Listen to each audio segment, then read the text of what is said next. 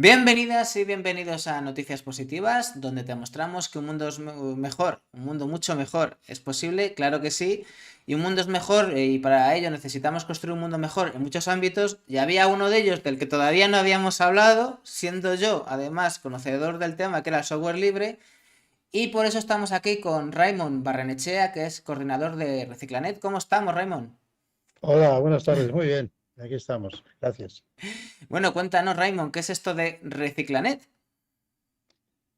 Bueno, pues Reciclanet es una ONG que está formada en parte por voluntarios y en parte por gente Ajá. que trabajamos aquí, cuyo objetivo fundamental es reutilizar ordenadores con software libre. Esa sería la definición más sencilla y que más aproxima a lo que hacemos. Recoger ordenadores, ponerles software libre y luego venderlos o donarlos, venderlos y donarlos para luchar contra la brecha digital. Ese sería el esquema. La verdad que está muy bien explicado. Antes del programa hemos hablado un rato, antes de la entrevista. Y te he comentado que yo soy usuario de software libre, que yo funciono con Ubuntu, pero claro, nosotros más o menos conocemos, tú mucho más que yo, claro, que es esto el software libre, pero yo creo que la gente no lo tiene del todo claro. Entonces, cuéntanos qué es esto del software libre, por qué es libre el software libre, sobre todo. Vale. Bueno, mira, hay digamos, dos formas de decirlo. Una es si nos basamos en los aspectos técnicos, en lo que se creó en su momento, que fueron las cuatro, lo que se llama las cuatro libertades del Ajá. software, ¿no? ¿Qué pasa? Que eso es un poquito engorroso, es más técnico, pero bueno, se refiere exclusivamente, mayoritariamente a la parte técnica, ¿no? Y quiere decir que aquel código, aquel programa que se realiza con los parámetros del software libre, puede ser copiado, editado, distribuido de forma totalmente libre y también gratis. Pero bueno, son dos conceptos diferentes, ¿vale? Aquí estamos Ujú. hablando de libre porque se refiere a libertad y no de gratis como cerveza gratis, aunque también el software libre es gratis en el sentido de que te puedes bajar una distribución tú mismo sin tener que pagar a una multinacional como Microsoft. Claro. De todas formas, la otra forma de verlo es como un sistema operativo, que yo lo definiría como el sistema operativo más, o sea, el software más potente que existe hoy en día, todo prácticamente se hace bajo Linux, eh, y que tiene un alcance sobre todo a nivel técnico y luego a nivel social. ¿Por qué? Porque al ser un código que te permite compartir, puedes compartir las ideas, los conocimientos, y eso crea ya un planteamiento de cara a las demás personas muy social, digamos, muy a nivel humanidad, etcétera, ¿no? Entonces yo creo que el valor del software libre estriba ahí, ¿no? En esa capacidad de compartir, que ahora se está poniendo cada vez más de moda, Así etcétera, es. y que nosotros siempre lo hemos tenido, tanto en el código como en la forma de trabajar. Bueno, ahora hablan de esto de los bienes comunes digitales, del procomún y de recuperación de estos bienes comunes, que es que esto era algo muy antiguo, ya estaba en la Carta del Bosque, de esto de la Carta Magna del Reino Unido, que decía que ciertos bienes de la naturaleza eran bienes comunales, ¿no? Que se podía usar por toda la población. Y ahora estamos recuperando ese espíritu de alguna manera con esto de los bienes comunes digitales, que entiende que también tiene que haber unos bienes, en este caso en el mundo digital, que podrían Sí. ser compartidos y consumidos por toda la comunidad, que también es la que la crea, dice gratis, pero yo lo que entiendo es que no es tanto que sea gratis, sino que es que toda la comunidad participa en la creación. Entonces, no es que sea gratis, es que también estoy involucrado en ello, de alguna Eso manera. es, eso es.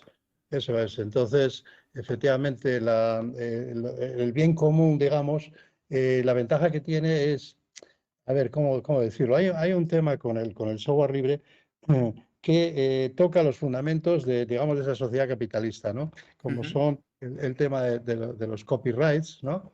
Y bueno, hay muchos temas. Entonces, la capacidad de compartir como seres humanos es mucho más importante que si técnicamente es mejor o peor, porque ahí tiene que ver pues diferentes aspectos como la comodidad de la persona, etcétera. Como eso está muy manipulado por los medios de comunicación, eh, resulta que el software libre es una cosa como simpática, ¿no? Que está ahí, son unos chicos muy majos, pero también es como alternativa, como el mundo hacker. Y ¿sabes lo que pasa? Que hay mucha desinformación Sí, respecto a lo que es el software libre y la gente tiene mucho miedo partiendo de que hace ya algunos años se creó aquella famosa, eh, bueno, no es frase, pero bueno, es lo siguiente, se llama FUD, F-U-D, que significa fear, miedo, uncertainty, incertidumbre y doubt, duda. Entonces, cuando logras meter eso en la cabeza de la gente, pues claro, cuando le hablas de Linux y dices, sí, me suena y tal, eso que usan los hackers y tal, que es muy difícil. Y yo creo que se ha permeado claro. tremendamente la sociedad y cuesta mucho porque la gente cuando se acerca al Linux ya va con, digamos, no respeto, sino miedo, ¿no? Decir qué me voy a encontrar, que si los comandos, etcétera, ¿no? Cuando hoy en día con Ubuntu, que es lo que yo uso, hay muchas cosas que no necesitas comandos. Al final sí es verdad que acabas aprendiendo a hacer algunas cosas con la terminal, porque hay Ujú. algunas cosas que son más útiles, pero es que los comandos es que están los puedes encontrar en las páginas, que casi un corta y pega. Quiero decir que es verdad, sí que es cierto que requiere un poco más de implicación, un poquito más que el software privativo, pero a cambio tiene otras ventajas y es que esas continuas actualizaciones de los sistemas de Microsoft que acabas harto y que cada vez funciona peor y que te fastidia el sistema y que encima ahora con todo el del tema de Big Data también parece que por ahí también siempre quieren cogerte más datos continuamente, o sea, es que tiene muchísimas desventajas. Trabajas Bueno, más, pero tiene muchas desventajas el software privativo. ya, Daniel, yo no comparto el aspecto ese de que es más difícil, de que tiene más dificultades. Mi experiencia, y tengo unos 20 años Ajá. en andar con esto, no técnicamente, mitad técnicamente y luego de gestión, pero nosotros hemos tenido grupos que no saben absolutamente nada de ni siquiera usar un ordenador, les hemos enseñado Ubuntu y han podido hacer cualquier cosa por ejemplo, cuando había antes mucho los cibercafés, perfectamente. Y la gente a que les damos talleres y tenemos aquí, les tratamos de aproximar al software libre con una herramienta, primero, que es total y absolutamente gráfica, porque Ubuntu está desde el Sí, 2004. Yo recuerdo aquellos tiempos que había que montar la tarjeta gráfica, unas películas tremendas. Eso desapareció hace sí. muchísimo tiempo y ahora un Ubuntu, nosotros usamos, por ejemplo, Ubuntu Mate, perdón, porque pensamos que es más pedagógico, como más intuitivo, ¿no? Pero bueno, el asunto es que si tú instalas Ubuntu, una vez que está instalado, es perfectamente, o sea, puedes hacer todo absolutamente en modo gráfico. Si sabes, si sabes, por ejemplo, algo de comandos, puedes usarlo, pero no es necesario, en absoluto es necesario. O sea, una persona puede estar usando el sistema gráfico y no saber que existen los comandos, que por cierto te comento que es un error que nosotros, usuarios de software libre, cometíamos al principio, cuando a la gente le queríamos enseñar tantas cosas que le decíamos, mira, y además puedes hacer esto así. Claro, cuando la persona veía, empezaba a ver todas las letras de los comandos, pues salía disparada. Hasta que nos dimos cuenta que esa no era la forma de enseñar, ¿no? Sino la forma de enseñar es decir, mira, lo que tú haces en Windows, por ejemplo, en Mac, tú lo puedes hacer en Ubuntu con la misma facilidad, porque al final muchos de los programas son ingeniería inversa y otros son incluso muy superiores, ¿no? Pero bueno, sin entrar en detalles, yo creo que es uno de los logros de Microsoft y de otras empresas el haber dejado esa semilla del diablo en la gente Sí. diciendo, no, esto es más difícil. Y las revistas también se ocupan mucho de decir, bueno, pero es que en Linux, por ejemplo, otro día venía una revista que de fragmentar. A ver, Linux no se fragmenta prácticamente nada. Eso O es sea, es verdad. insuficiente. Entonces, no me hables de fragmentación como Windows, que ahí sí que tienen un problema, ¿no? Entonces, yo creo que eso ha hecho mucho daño porque la gente cuando viene dice, uy, qué difícil, uy, que no sé qué, sobre todo lo de difícil. Y nosotros le ponemos el ordenador y dice, mira, tienes que hacer esto y lo otro. Van y lo hacen sin que te haya costado ningún problema. O sea que no, yo creo que se ha desdibujado mucho el tema el tema del software libre como difícil. Y Y una luego, cosita, sí, dime, perdón.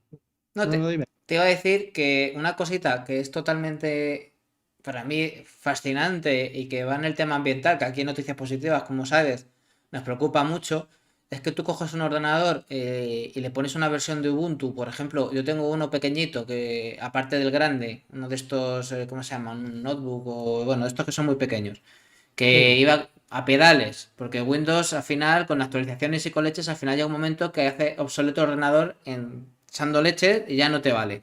Pues Ujú. le cogí y le puse a este ordenador pequeño Lubuntu, que era una versión ligera like Ubuntu, Eso y es. no es que fuera para tirar cohetes, pero me vale, mañana tengo que hacer algo fuera de casa y tengo internet y puedo operar con todas las herramientas de ofimática.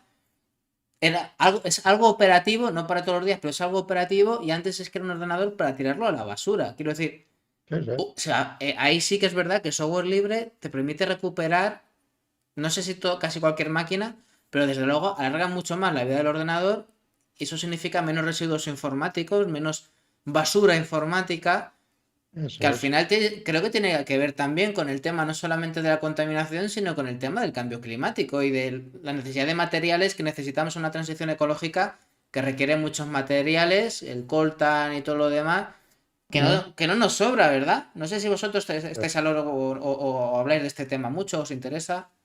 Sí, bueno, mira, sobre lo primero, efectivamente, una de las cosas que prácticamente no lo verás en ningún sitio porque no se ha comentado sobre ello, extrañamente o no extrañamente, pero es el hecho de que, de lo que acabas de comentar tú, es decir, un ordenador que en Windows no va, porque ya está, ya no aguanta, ya no tiene suficiente RAM, los procesos se multiplican, etcétera, y Sí.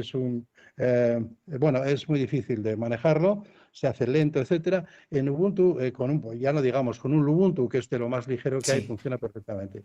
El tema con Lubuntu es que a veces no tiene desarrollado todo el escritorio como lo puede tener un Ubuntu normal. Entonces, para un usuario normal puede ser algo más complejo. Entonces, nosotros evitamos de irnos hacia distribuciones como XFC, etcétera, que sí son más ligeras, que se andan bien, pero les falta lo que es el entorno del escritorio, que es el que le gustaría usar a un usuario normal. Entonces, si a un usuario normal le pones ese escritorio, no tiene absolutamente ningún problema. Pero bueno, lo que te quería decir era que Windows usa muchísimos recursos. Arranca todo, todos los ventiladores, el disco duro se calienta, todo, y va destrozando, va desgastando poco a poco ese hardware, que luego se convierte eso en chatarra electrónica, ¿no?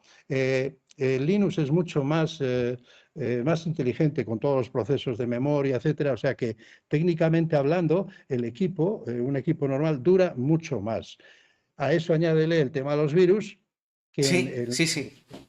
eso es otro mito, ¿no? Eso lo sé, claramente. Que el Linux no existe, o digámoslo de otra forma, no te afectan los virus, porque Exacto. no te afectan, y si hay antivirus para Linux, no son realmente para Linux, sino son para cuando tienes un arranque dual, por ejemplo, y a través de Windows tienes un virus que te está comiendo la conexión, y entonces para evitar ese tipo de cosas, pero virus como tal, eso está ya súper demostrado, que no existe. Existe a nivel de concepto, pero que efectivamente tú puedas encontrar ahora mismo en la web a alguien que diga, no, mira, es que yo tengo Linux y tengo virus. No se conoce. O sea, sería la primera noticia. Sí que ha habido cosas, como en todo, porque nada es 100%, pero que no tiene nada que ver Nada con que el ver. tema. No tiene Raymond, nada que ver. una pregunta de concienciados, concienciadas, mejor dicho, que hace poco les entrevistamos también y están siguiendo el programa y les saludo desde aquí. Bueno, que dice, buenas tardes, esto da mucho para aprender hoy. Escuché hablar de Linux hace décadas, pero nunca me atreví a usarlo. Claro, ahora Linux, pero ahora tienes Ubuntu, que todavía es más para que te animes, ¿verdad? Claro, es que sabes que ha hecho mucho daño, aparte de los que se han dedicado a poner palos en la rueda, como son las grandes multinacionales, pero claro, con Linux es muy difícil de combatir en el sentido de que es bueno, bonito y barato. ¿Ok?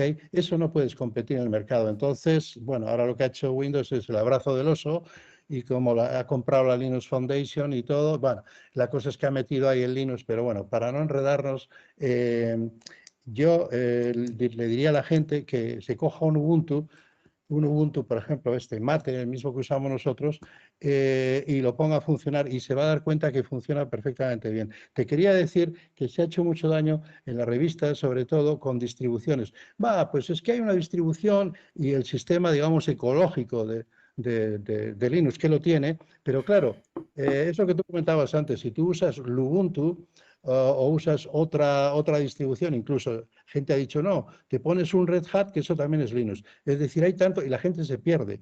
se pierde. Y tú te coges un CD en aquellos tiempos, un pendrive ahora, y lo metes y metes cualquier distribución, y dice, no, es que esta ocupa poco, es que esta tiene el escritorio así, asado, y te puedes en algunos casos meter en líos. ¿Por qué? Porque son igual distribuciones más diseñadas para técnicos, etcétera. Entonces, el ecosistema este de Linux, en ese sentido, pues ha dado mucho miedo a gente que ha tenido su primera experiencia mala. ¿Por qué? Porque estaba con una distribución que no le correspondía, que tenía que usar una cosa así como, digamos, Ubuntu, más general. Y hoy en día lo más general es Ubuntu. Entonces, que haya otras cosas está bien, pero que yo pienso, en mi opinión, se debería potenciar el software libre y en este caso Ubuntu, aunque de parte de por ejemplo, Richard Stallman dice que no es 100% y todo eso, ¿no? Pero bueno, ahí hay bastante debate. Pero si a una persona le das una cosa con la que puede trabajar a modo gráfico, olvídate, no tienes que tocar para nada la consola, ni saber que existe, pues